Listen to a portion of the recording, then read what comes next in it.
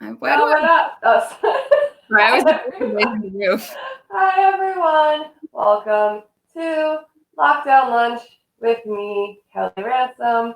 If you are new to this show, broadcast thing, I started it to keep myself showered and sober and clothed during lockdown. In Boston. Sorry, I'm just trying to pull up this video. There we go. So I started this to share people's stories about their experiences during the lockdown. And it's been super fun. And I'm glad that if you're a new viewer, thank you. If you're returning, also thank you. This week, actually today is our last out-of-state experience for the show. So, Katie, you're special. So I wanted to interview people who are out of state to hear what it was like, because I'm in Boston and I don't know what it's like in New York. So today I am so happy to welcome Katie Goetsch. Welcome, Katie. Hi, Kelly. Katie is happily unemployed, which we'll talk about later. And she is in Bushwick in New York City. Yep. I think I've been there before. Probably. Usually, if you haven't been here like during the day, you have at some point at night, and you all right later. I'm pretty sure Stephanie dragged my butt there. I must ask you because I don't know, what day is it? I was gonna say Wednesday, but I think it's Thursday. Those both sound correct. The reason I know it's Thursday is because the Parks and Rec special episode is going to be on tonight. Oh, yeah. I'm not going to yell off the camera to Christopher, but yeah, we need to record that. We normally do movie night on Thursday. Oh, that's nice. Family movie night. So thank you so much for joining me today and sharing your experience. I'm wondering for you how it went down, lockdown in New York.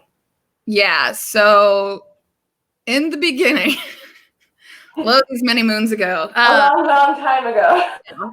Yeah, so like things were getting a little hairy here, and that particular week, like during the week, they had said at work, like, bring your laptops home in case you have to work from home, but you don't, whatever, blah, blah, blah, blah. And I know I asked my boss at the time specifically, I was like, I'm somebody who, if I bring my laptop home, I'm just going to work from home. So like, when are we going to actually make a determination about this? Literally 20 minutes later, they did, and have not been back. So yeah, that's the last time I was on a subway. That's the last time I went to Manhattan.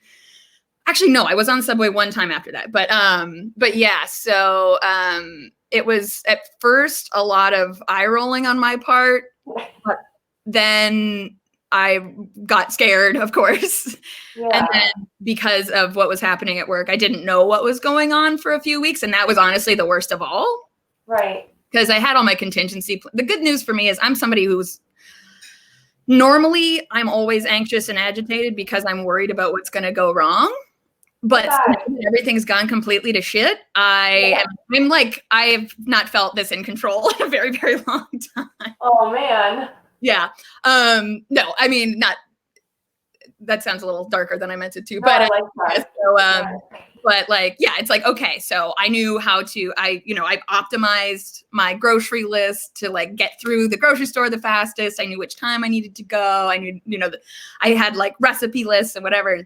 So I was very prepared, and that made me feel better. Lists always make me feel better. Me too. And then, I think that the cabin fever at the beginning was actually worse just because you're used to something else. Yeah. Now I'm at the point where I like get a little anxious going outside sometimes. Not because I'm worried about getting sick, but just because it's not part of my normal routine. Right. Yeah. Do you like go on walks and stuff now, or? Yeah. I go to the park and back. It's about a 15 or 20 minute walk, Maria Hernandez Park. People have been pretty decent about staying apart, but you can still people watch, which is very important to me. And well, because I like seeing what people are doing, or like the people who, like the first week I went to the grocery store and there was somebody who clearly had been waiting for this moment for a very long time because he had a bleached mohawk, like big ass black trench coat, like boots with rad studs on them, and like a super cool looking like thing. And he was like not like, I don't know, I can't think of the word. It's not sauntering, but something like that, where he's just like going around the grocery store, like slowly and deliberately. He wanted to go viral. Yeah, it was amazing, and that's part of the reason I didn't film him, because he clearly wanted it so badly. But messed up. But I appreciated it, and I saw him later on in the day, just like going across the street, still looking all tough, and I was like, "This is great. That makes me happy." That's so badass. I usually am like completely stripped down to like sweatpants when I go out now. Yeah, I go back and forth. Like if I'm sometimes on Saturdays, it's like I'll, make myself a drink in a cup, because like if they're selling drinks to go now, like I'm pretty sure that drinking in public you're gonna be fine. Yeah. Not that people didn't already do that here, but yes, like take a little drink, like go to the park, like walk around. If I have a little to drink before I leave, I tend to dress more up, or at least because that's my version of fashion, is just like add more things. Yes. Yeah, doing that and then going out and walking around, that's nice. I don't remember. Oh God, what was the question? How did it go down? You summed it up perfectly. Yeah. But yeah, so that's basically been it. Yeah, I take trips, I sit around a lot. Yeah. You mentioned that you were at work. Did your whole company no, there's for everyone, or but so because it's the live event space, as you might imagine, it's not a super great time to be in the live event space. No shit. So yeah, I'm not sure exactly the percentages, but I think like, I don't know, like maybe a quarter of us got fully laid off, and there was some furlough, some whatever. And I have no idea what's happening there now, and I'm really, really happy about it. And all my friends have been really nice about not telling me about it, because part of it for me was being stressed about work, especially about something that I care about live events, but my little aspect of it is something that, though I did it professionally for a long time, isn't necessarily, when the world's falling around your ears, it's kind of like when you go like, this isn't that important, and why am I worried about the company right now? I should be worried about my damn self or my family or whatever. So taking that off of my plate was nice, because like I caved. I did a little Google search yesterday just to see if there'd been any sort of, updates or news items or anything like that. And nothing helpful, just a couple of things that I saw, and I was like, wow, I'd have to be dealing with that right now. And I am so happy that I don't have to do that or pretend. Yeah, there's not going to be any events till like next fall. No, I know. It's such a bummer, because I had like pulled the trigger and I got tickets to the first day of Gov Ball, because here in Brooklyn, because it was Stevie Nicks and Miley Cyrus were on the same bill and the same, and I was like, how do you not go to that? You have to. So I was like, fine, I paid some money out of pocket. Still waiting for my refund, but I'm waiting for refunds for like all the concerts that have been canceled. Well, and like I have some that, so a really good thing about where I worked was that like a perk we got was we got money to like a what do you call it? Not a subsidy. God, that sounds so bleh. Yeah, exactly. A ticket stipend every month, so we could spend X amount of money. And so that's obviously something I'm going to miss, is like being able to go to concerts with a band. So that's why part of me is kind of hoping, like I'm okay with sort of having stuff up in the air. Like I'm hoping some of these concerts reschedule so I can have something to do that I don't have to pay for, because I already paid for it. So God. I've been trying not to think about it, but I really hope they reschedule the ones that I was going to. Yeah, like my two. How else has your life changed since all this? A lot and not a lot, but I think the most annoying thing for me has been just, again, it's that I've felt so much better, because like I know that's messed up, but that's for some context, I had been considering a career path change for a while, but I am not somebody who likes to leave a sure thing. Right. because, safety and stuff. And so, I've been sort of looking around and trying to figure out like, who do I want to be when I grow up? But then also, yes, with a job that I'm like not super into and whatever. And so, once I got, once it was no longer my decision to make, that it's kind of a good feeling. Honestly, they did very well by all of us. Like we were very well taken care of and everything. But like, yeah, I was just like, oh, great. Now I actually have some time where I literally can't do anything. So I get to just have some time off or, because I'm so jealous. I know. I feel like such an asshole. And it was weird because a week or so, maybe like it was. So I think lockdown kind of started here around the 13th, March 13th. Yeah. But it was the week before I had taken a staycation week because of, for like mental health. Oh no. Indefinite staycation. Yeah. And then the next week, like I was ill one day, like stomach thing, not anything else. But yeah.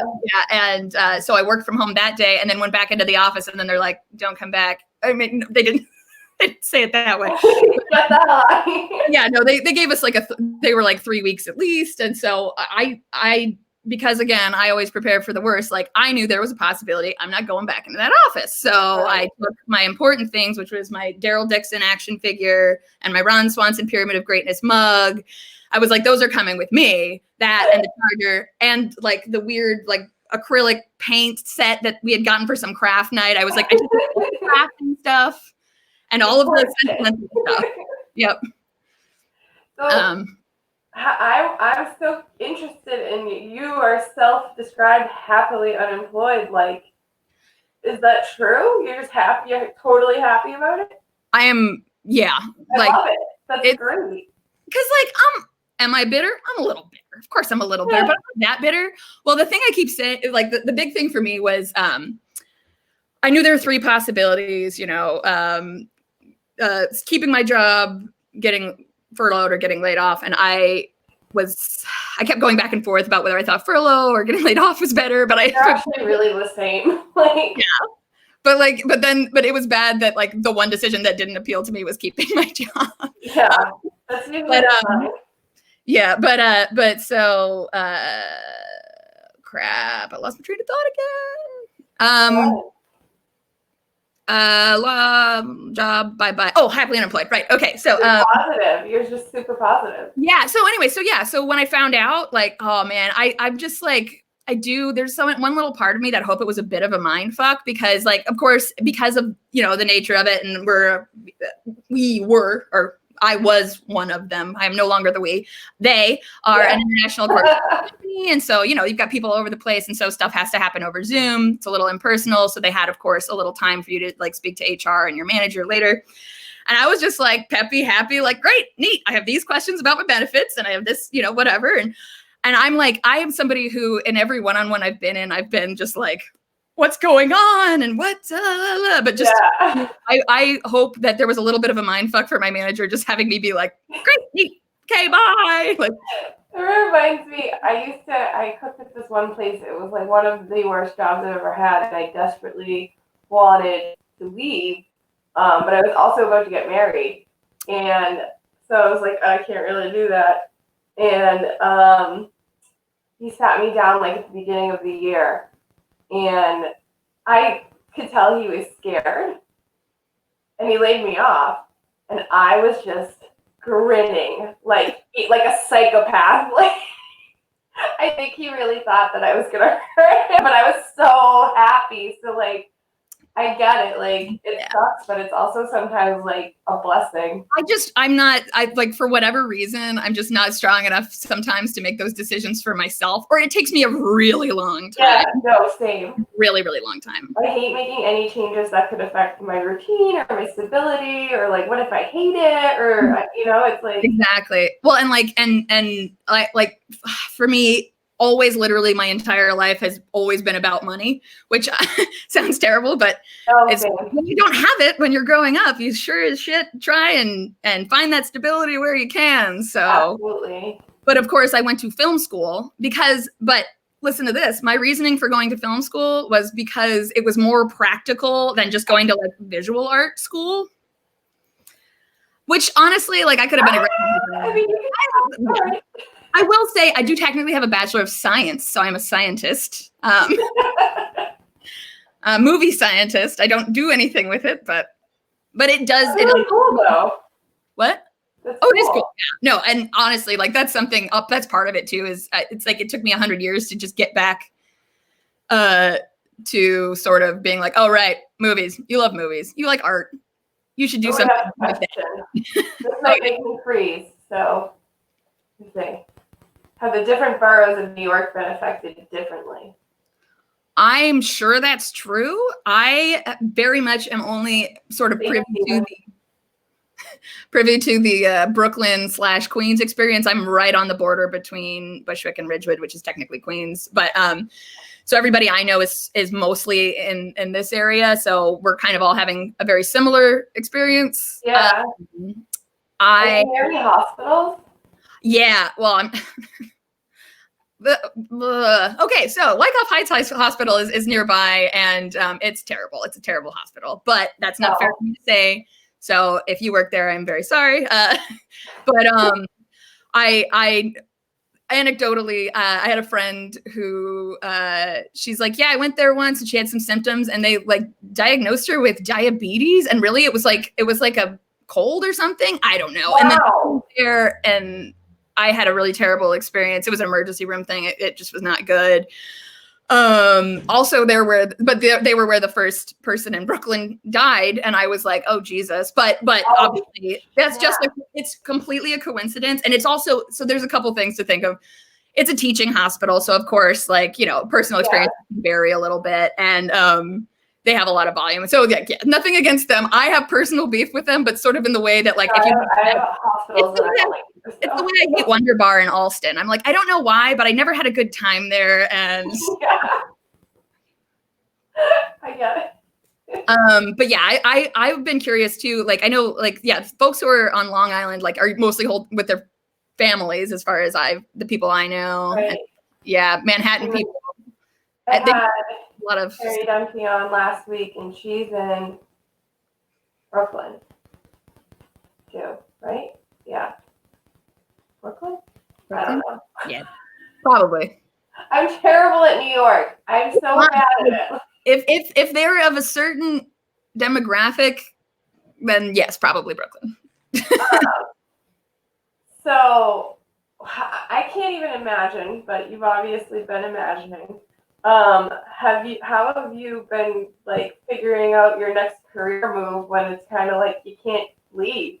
Right. So what I've kind of been doing is just like living in an extended Nancy Meyers movie in my mind. You know, like I'm Meryl and I put on my wraps and I make my foods and I buy expensive cheese. But it sounds like Chas's life. No. Oh my God! Don't you aspire to? I'm just like, bitch. With her cocktails and her music and her perfect fonts and like everything is just Anyway, perfect. It's beautiful. It's aspirational. I love you very much. Like, so I think I'm not good at taking time off or doing stuff for myself, generally speaking. So like me just being like. I'm saying like too much. I haven't spoken to other human beings enough. To sit around on my ass all day or like, oh, I'm just gonna make some crap out of some glue some things together or paint something, draw something. Because like at first, of course, it was like a lot more scary and immediate, and that sort of paralyzing fear makes it really hard to do anything. It's not really super productive.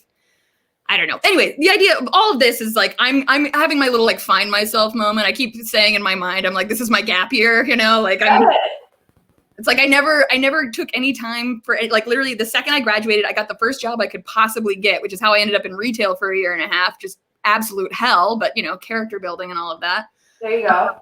Made a lot of friends, and I hate the Barnes & Noble Corporation.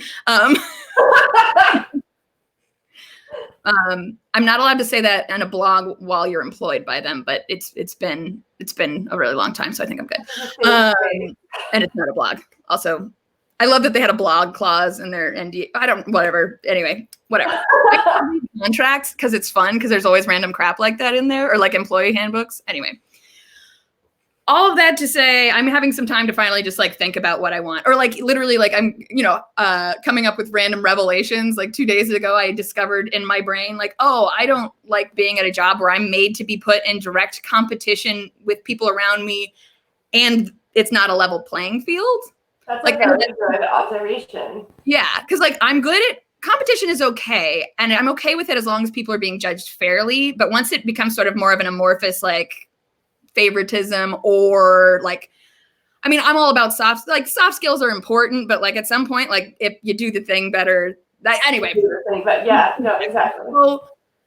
But anyway, but realizing that I want to be able to be in a position where like I do a thing, and if I do well, someone goes, good job. And it's not, I did well, ergo someone else did worse than me. Or like, I don't think that's helpful for me as a person. And because I am like, other things I'm realizing, which are super duh things, but of course it takes a lot of introspection and really nothing else going on to get there. But yeah, just like realizing that, yeah, I just don't like that, or I don't need that. I also don't want to be my own, but but stuff like, I don't know, just all kinds of things. Yeah, you finally have time to breathe and think. So of course you're gonna have a million. Yeah, and like, right, and also the other thing I realized is like, I don't like startups, and I don't want to work in them anymore, which is good to know. I mean, it is kind of. I've been working in them for 10 years. That's how I met Carolyn.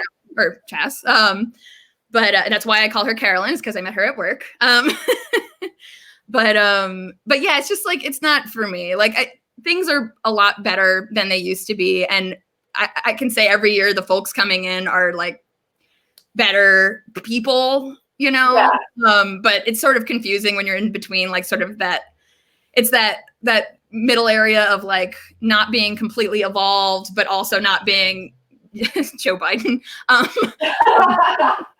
Like there's there's a middle ground between like, being ass grabby and being not listening to people's ideas. Right. And I don't know. It's just like, anyway, so basically there's an inherent misogyny in that whole field, and it's tough.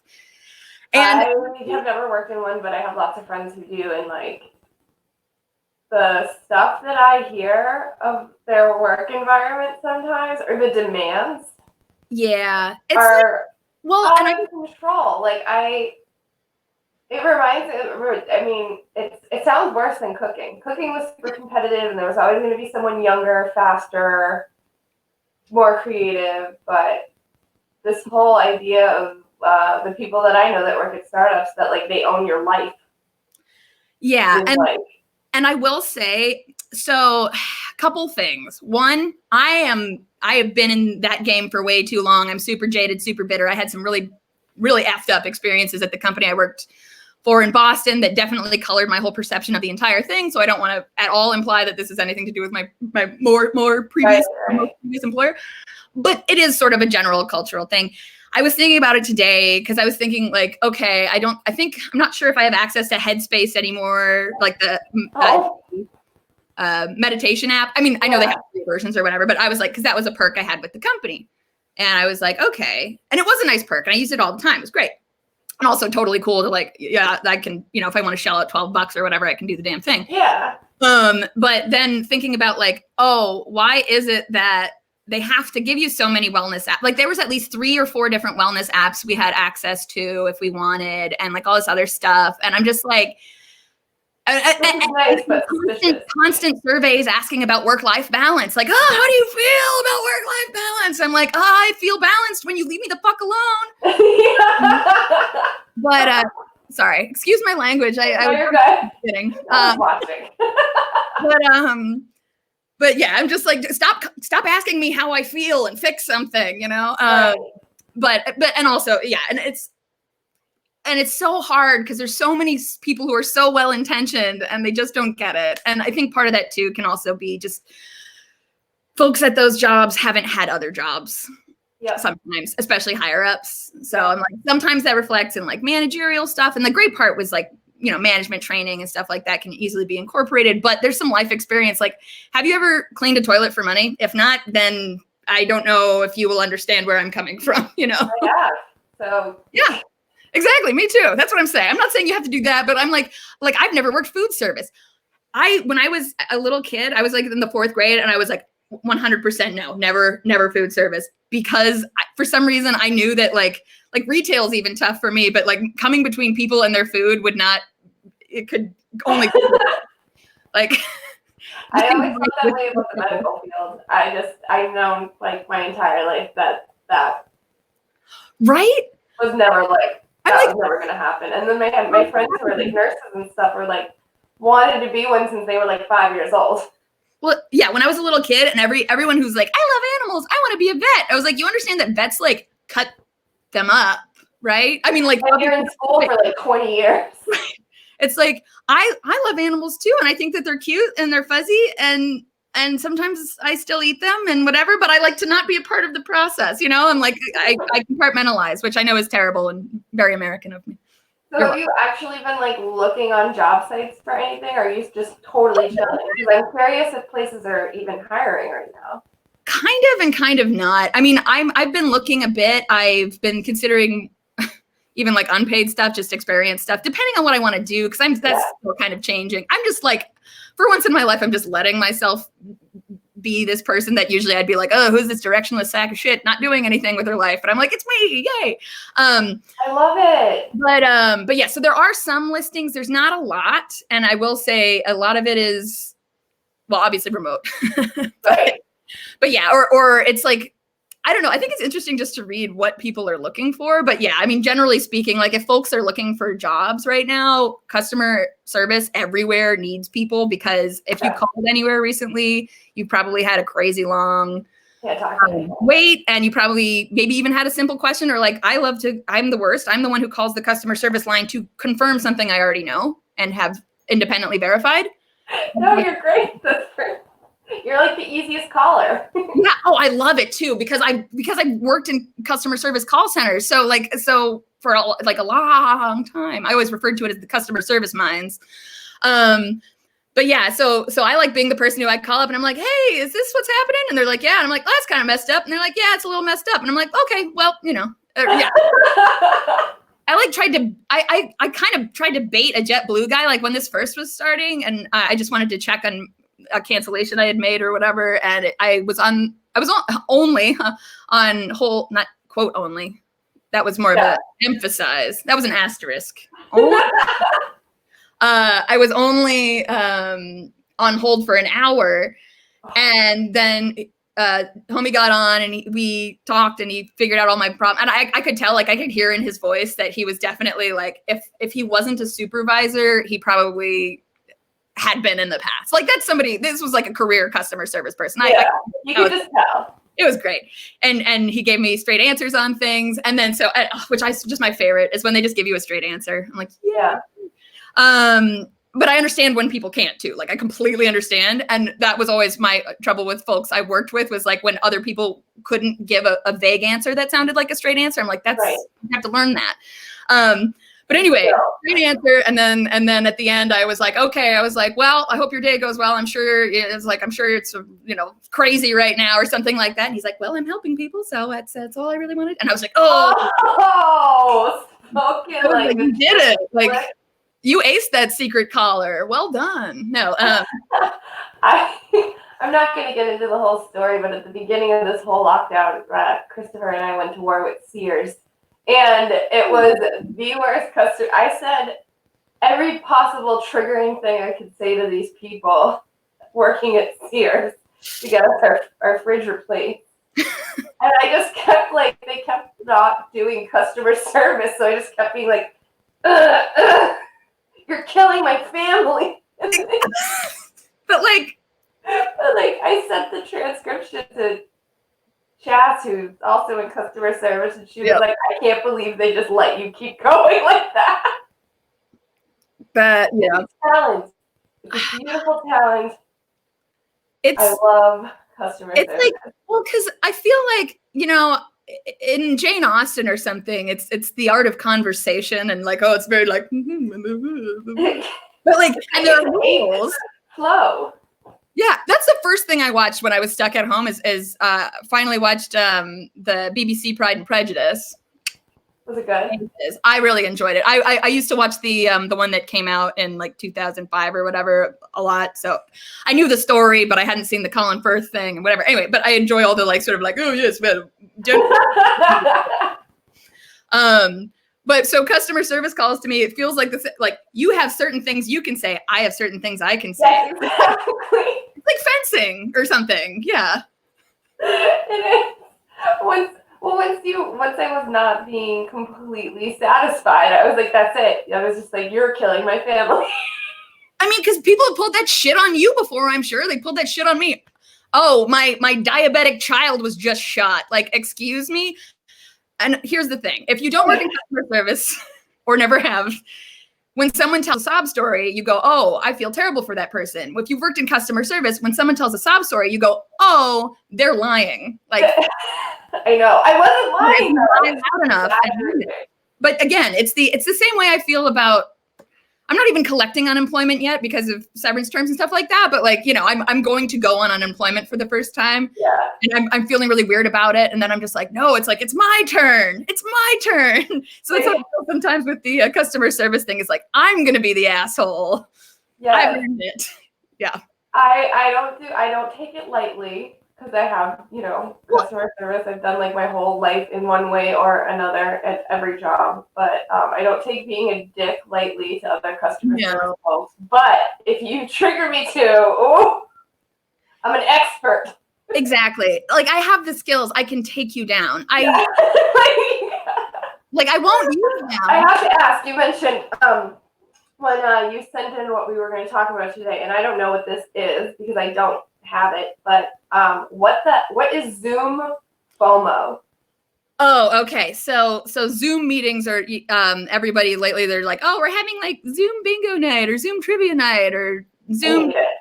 Yeah. So I don't mind it. I've done it. It's fun, but what's really annoying is that you're like, okay, cool, the great equalizer. We're all at home going crazy. And then like everyone's posting like 19 of their friends, like, oh, just the gals from whatever, like blah, blah, hanging out. And I'm like, what? Like, I mean, maybe it's my problem for not, you know, maintaining friendships well enough or something like that. Or I tend to have groups of like different factions of friends that don't necessarily. Yeah, so it's not just like me and the gals. And I'm like, I do think I have gals here. And so like, shout out to, you know, Kirsten and Laura. I think you're the gals.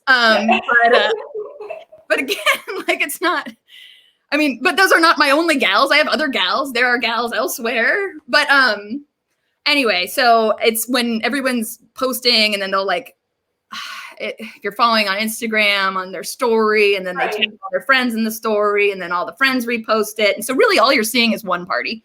But you've seen it like that's just what they're showing. They're choosing to show you. And I know like same shit the rest of the day.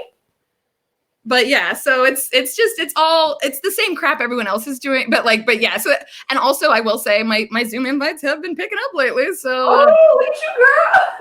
Oh yeah, and after this, you'll get some more. Yeah. The more than 4 people in a Zoom call is a clusterfuck. Correct. Absolutely correct. I think I can share. Hold on. No, I can't.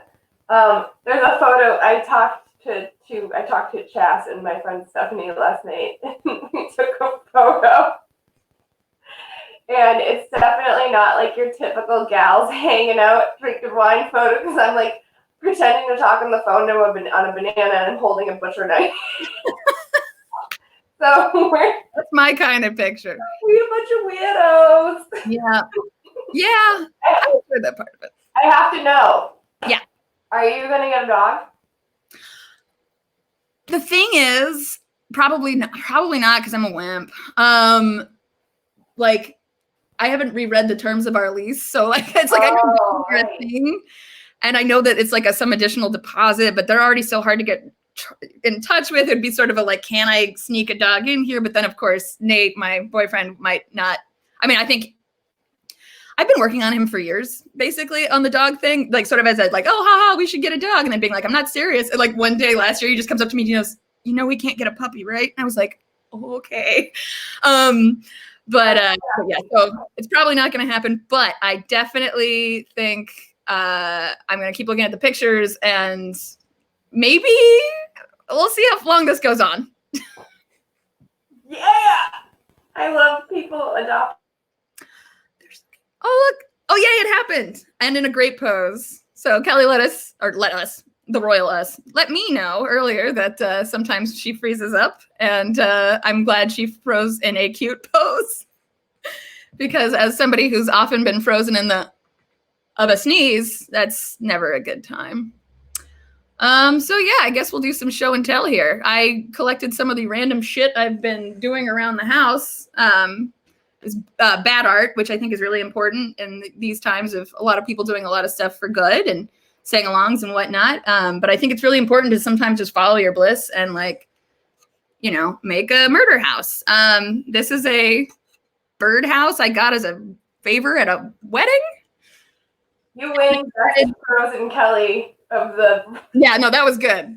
Oh, what are you showing? Oh, so this is a birdhouse I got as a wedding. I went to a wedding last summer. That was a thing that happened. And I didn't really like the couple getting married. It was the guitarist in my boyfriend's Fish cover band's wedding. Okay. Hand to God, I hate Fish, so everybody knows that about me. I don't like Fish either. But I love him and I support them and they're great and they do a really good job. And I have fun at their shows, even though the music is terrible.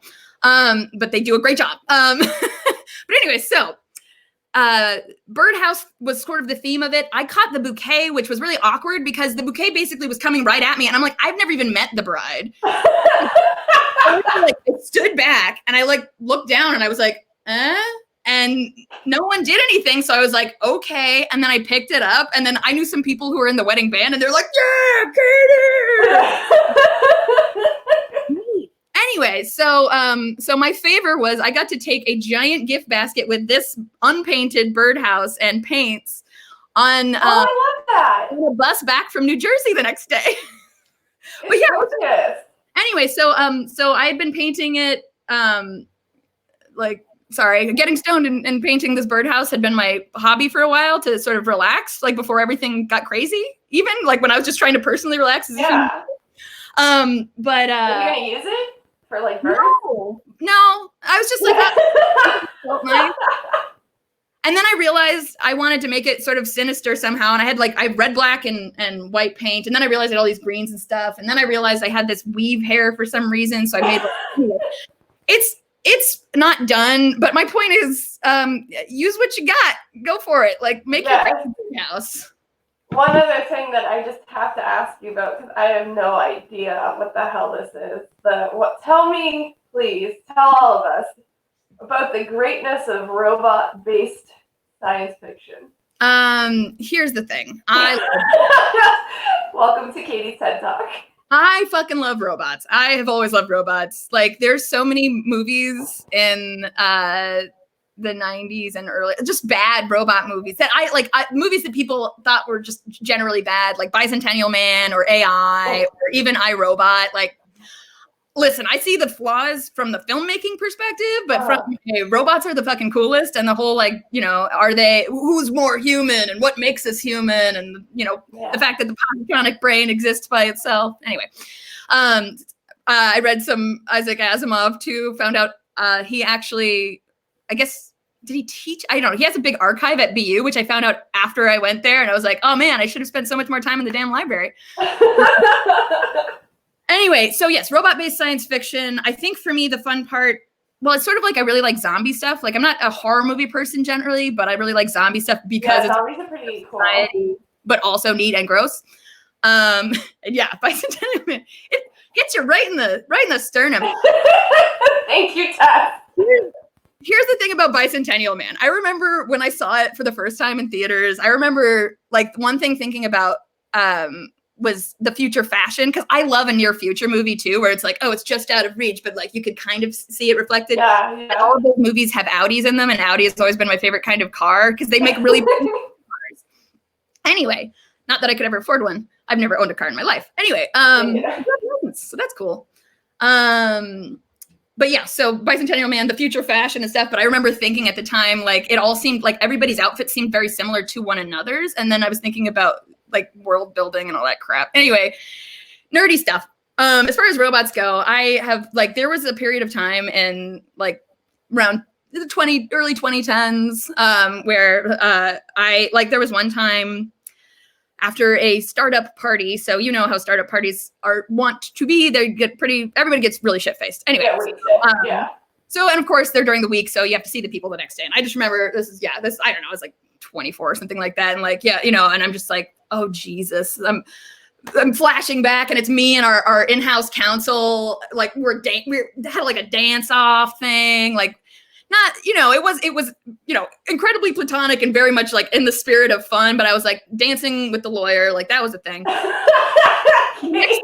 So the next day I come in and I'm, you know, you can tell I'm hungover because I'm wearing my Boston University oversized, you know, hooded suit. And I'm at the at the dishwashing machine or whatever. And he's coming around the corner and I'm like, I don't want to see this person. I'm so embarrassed, like whatever. And he just comes up and he just goes, hey. And I was like, hey. And he's like, mini-series this weekend, we'll get fully into it by next week. And I was like, what? Because I had forgotten that what he remembered of our interaction. I remember dancing and silliness. What he remembered was my impassioned plea for him to watch Battlestar Galactica. Okay. And that is not the only time I've done that. That happened another time too, where literally like it was like the next day and I was at Grendel's Den telling who to watch Battlestar Galactica. Yeah. Anyway, it's all really cool. I'm glad you're so passionate about it. It's like who's human and who's not. And also Westworld is like the best thing. Like to the point where Westworld's really cool. I love Westworld so much. And sorry, because I'm not usually like a super early adopter on things, mostly because I'm a curmudgeon, and so I'm like, oh, people like it, must be crap. And like, why did I spend so long not listening to Carly Rae Jepsen? Come on. But anyway, because Westworld. But yeah, so Westworld. I managed because I was trying to figure out what the hell was going on. I watched the first season basically twice as it was happening, so it made it easier for me to understand a slight tiny bit more than other people, which allowed me to talk to people about it and like figure out what was going on. And then I realized that because I like rewatching stuff anyway, like I've always done like that. There was a period of time where every Sunday morning I would watch 10 Things I Hate About You, like in 8th grade. Yeah. Anyway, so I know all the lines to that movie. No robots in that movie. I was like that with Can't Hardly Wait. Yeah, me too. Oh my God, totally. I watched that movie like every day for like all of 6th grade, pretty much. But yeah, so I figured early on the ground floor, Westworld, it's pretty damn cool. And like, I remember, okay, so there's the other things. Like going to film school, I had this idea in my head. I was like, oh, I'm going to make the first well-respected robot movie. And then, and I was like, oh, fuck, Ex Machina. That's the robot movie that the world has been waiting for to allow them to understand how freaking awesome and cerebral and amazing robot movies can be. So yes, robot-based science fiction all day, day. All right. Sorry. I have to ask because I ask everyone who's been on because I think it's important to talk about what have you or have you not been doing for your mental health during all of this? Well, no, I've thrown, I think it's only 3 like full-on tantrums, like screaming, throwing things. That's very good. And usually I throw like a thing, and then if it doesn't like give me the clunk I want, I throw another thing, and then I get over it and I move on with my life, you know. That's and I'm a puncher, so using pillows. I like slamming things, but I just don't trust our doors that much. I'm a drywall patching fiend sometimes. Yeah, I always end up hurting myself if I punch something. I don't notice it until afterwards, but that's maybe I should start throwing things. Yeah. just, find a bare patch of wall. It's important. But I have, so because of the super rad terms of my severance, I'm still fully insured right now, which is great. Great, yeah. And so I have been still talking to my therapist over the phone. The thing is, though, so the thing about her that I always say is she is good for what she costs. I had a therapist in Boston who was like amazing, like totally simpatico, like somebody who seriously got me, and like this lady kind of gets it and can do the thing, and she forgets details. Like she is like constantly asking like the same question about my mom, which is, oh, is your mom with anybody? It's like, yes, my mother is married and she's been married for X amount of years, just like the last 15 times. Or like the fact that I didn't even tell her I go by Katie. I just stayed Catherine with her because I'm like, I mean, that's my name with Doc. But yeah, so I've been talking to her. The only problem I keep running into is not having enough to talk about. Yeah, no, I'm finding that too. Like, I have therapy tomorrow morning, and I'm like, what the hell am I going to say to her? It's the same. Yeah, and like yesterday, okay, but then yesterday, right before, so it's 1 p.m. On Wednesdays. That's part of the reason I knew that today was Thursday, kind of, because I'm not talking to my therapist right now. But anyway, I was starting to feel really anxious because I realized I'm feeling anxiety about the next transition, which is when things start going back to normal. But like I was feeling bad, and I was like, I still have like a half hour before this. I was like, I could watch an episode of TV. I could, calm down. I could whatever. And I was like, no, I have to stay at this tension level because we haven't had shit to talk about, And I'm like, I know, I get it. I totally get it. It was crazy because like it was good because I actually did get to sort of do more of a typical Katie therapy session, which is lots of like as opposed to being like, yeah, no, things are fine. But it was crazy because I got this tension headache at the end, and I've never had one like that before, and I didn't realize. But like literally the second it happened, I was like, oh, it's like someone jolted something in the back of my brain. And then like once I got off the phone with her, I took some Advil and I have a neck roller and I breathed and stuff. It's anxiety. Right? But it was so bonkers because like literally my neck and shoulders are still in so much pain because they weren't. And it was just, there was one moment where it was all too much and it went, and yeah, which I think is. I get that too. Like it sucks. Because then it just triggers your panic attack because you're like, oh, I'm dying. Yeah, it's like it feels so terrible, so fucking terrible. But it ended, which was good. So as it does. Yeah. And it was really interesting because I was like, oh, neat. Because I had been feeling like I'd been a little too level-headed recently. So I'm like, I'd rather to have like a little bit of stress over a little bit longer time than literally all of the stress and one freaking point in my neck at one moment. But it's good. Okay, good. Like I'm not completely suppressing everything. Perhaps I need to be letting things out a little bit more than I am. Yeah. And not on my poor boyfriend, who is a saint and puts up with a lot of bullshit from me. But yeah, just like. So throwing tantrums and talking to your therapist, those are two very good things to be doing right now. Yes. For mental health. Yep. Well, Miss Kate Goetsch, the time has come for the final word. I just started making that up. Like, I guess that's what it's called. A lot of people do that. For new people watching, if you've never seen before, I give every guest on the broadcast the opportunity to say whatever they want, do whatever they want at the end of the broadcast, and I shut the hell up and put on sunglasses. So, Katie Goetsch, the floor is yours.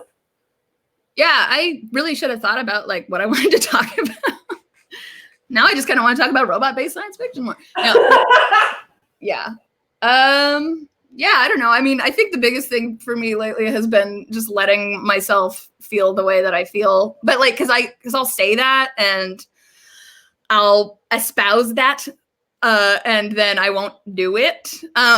Cause I'm just like, no, but I should be, blah, blah, blah. And I'm clearly like baiting people. And by people, I mean my boyfriend, to try and calm me down and say it's okay and whatever. And it's just like being able to give yourself the permission to like, for me, being cool with the fact that like, being cool with the fact that I'm cool with the fact that I don't have a job and I'm not like busting my ass looking right now. I understand I'm in a very privileged position. And also I will say that I saved up a shit ton of money because of being concerned about not knowing if I wanted to continue in my previous job. So like I was kind of really well set up for a period of time without, stable income. So don't, it's sort of, don't quit your meds all at once, like talk to your doctor, find out what works with you. Don't quit your job. But yeah, literally when there was a period of time where I was like, I'm going to have to decide if I am that much of a dick to quit a job during this time. Like, I'm really glad I didn't have to make that decision, because that would have made me like a total asshole. But it's not, I mean, if you do that, I would have felt like a total asshole. Let me put it that way.